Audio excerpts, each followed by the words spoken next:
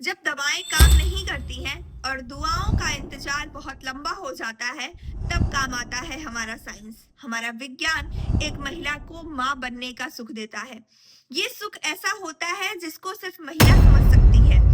तो चलिए बात कर लेते हैं आईवीएफ के बारे में, यानी टेस्ट ट्यूब बेबी के बारे में। वैसे महिलाएं संकोचवश या फिर किसी कारणवश वो किसी से पूछ नहीं पाती हैं कि आखिर में ये टेस्ट ट्यूब बेबी होता क्या है और इसको करवाने के पीछे लागत कितनी आती है, खर्च कितना होता है। तो चलिए स्टेप बाय स्टेप हम समझते हैं। बहुत बहुत स्वागत है आपका हमारे यूट्यूब चैनल सेहत विद सुष्मिता में। सबसे पहली बात करेंगे आईवीएफ क्या होता है। इन विट्रो फर्टिलाइजेशन एक ऐसी प्रक्रिया होती है जहां पर हम लोग आर्टिफिशियल तरीके से एक एग को और स्पर्म को लैब में, प्रयोगशाला में उसको फर्टिलाइज करवाते हैं, उसको एक बेबी बनने के लिए तैयार करते हैं, बच्चा बनने के लिए तैयार करते हैं। उस प्रोसीजर को हम कहते हैं इन विट्रो फर्टिलाइजेशन। जैसे कि आमतौर पे क्या होता है कि जो पुरुष का स्पर्म होता है वो महिला के अंडे से महिला के शरीर में मिलता है, लेकिन तो आर्टिफिशियल तरीके से हम महिला के एग को और पुरुष के स्पर्म को लैब में मिलाते हैं। समझिए कि आखिर में इसको करवाने की जरूरत क्यों पड़ती है।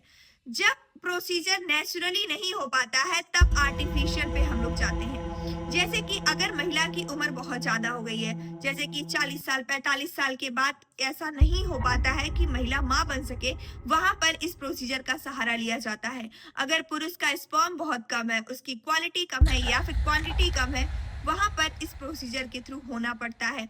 अगर तीसरी बात करें तो अगर महिला का ट्यूब बंद हो गया है, उसको एंडोमेट्रियोसिस की समस्या हो गई है या फिर पीसीओएस की प्रॉब्लम है, पॉलीसिस्टिक ओवेरियन सिंड्रोम है, जहां पर उसके बहुत सारे पॉलिप्स हो गए हैं उसके ओवरी पे और वो अंडा अच्छे तरीके से नहीं बना पा रही है, वहां पर इस प्रोसीजर का सहारा लिया जाता है।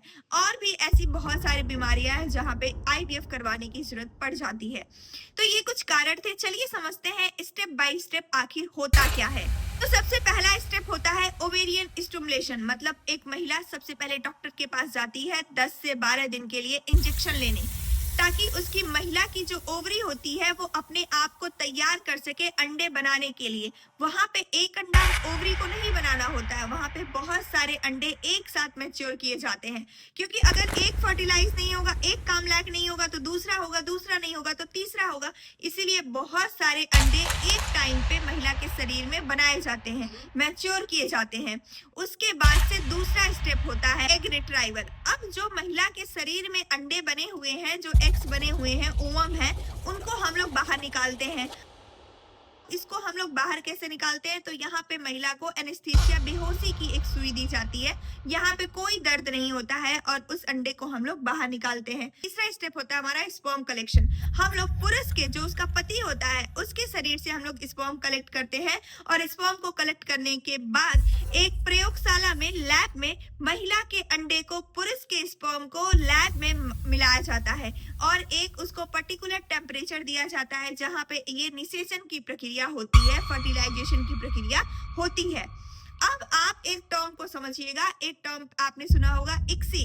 इक्सी एक अलग चीज होती है, जैसे कि अगर इन विट्रो फर्टिलाइजेशन में ही वो भी होता है।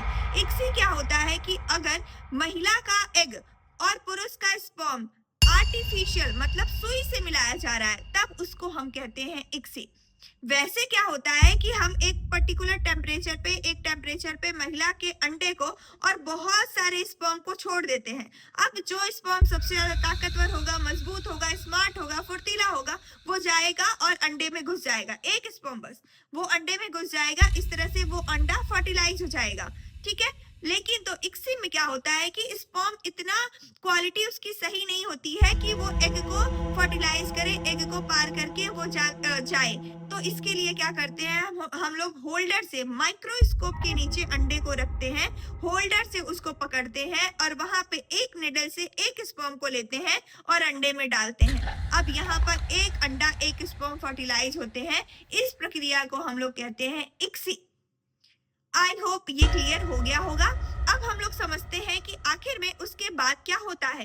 तो जब तक ये एम्ब्रियो नहीं बन जाता है तब तक ये प्रयोगशाला में ही रहता है। कि ये एम्ब्रियो बन जाता है तब हम लोग इस एम्ब्रियो को माँ के यूट्रस में, माँ के गर्भ में रखते हैं और तब वहां पर बच्चा बनता है और यही बच्चा, यही फीटस डिलीवर होता है, इसका ही जन्म होता है। तो इस पूरी प्रक्रिया को हम बोलते हैं इन विट्रो फर्टिलाइजेशन या फिर आमतौर पे टेस्ट ट्यूब बेबी कहा जाता है। अगर हम लोग बात करें इसकी लागत की, तो वैसे इसकी लागत 1.25 लाख से लेकर के 1.5 लाख तक की होती है। जैसे कि आप किस सेंटर पे दिखा रहे हैं या फिर कहाँ जा रहे हैं, किस डॉक्टर को दिखा रहे हैं, उस पे भी ये निर्भर करता है। लेकिन तो आमतौर पे ये लगभग इतना ही खर्च होता है। आप मुझे कमेंट बॉक्स में बता सकते हैं कि आपके शहर में या फिर आपके इलाके में इसका कितना खर्च आता है। आपको भी आईवीएफ करने की सलाह दी गई है या फिर कोई ऐसा आपके आसपास है जिसको आईवीएफ के बारे में नहीं पता है, तो इसको ये वीडियो जरूर पहुंचाइए ताकि वो भी जान सके। आप सवाल पूछिए, समझिए, क्योंकि ये गलत नहीं होता है। ये प्रोसीजर एक औरत को माँ बनने का सफर तय करवाता है। तो मिलते हैं एक नए वीडियो के साथ, एक नए टॉपिक के साथ। तब तक आप बने रहिएगा सेहत विद सुष्मिता के साथ। बहुत बहुत धन्यवाद।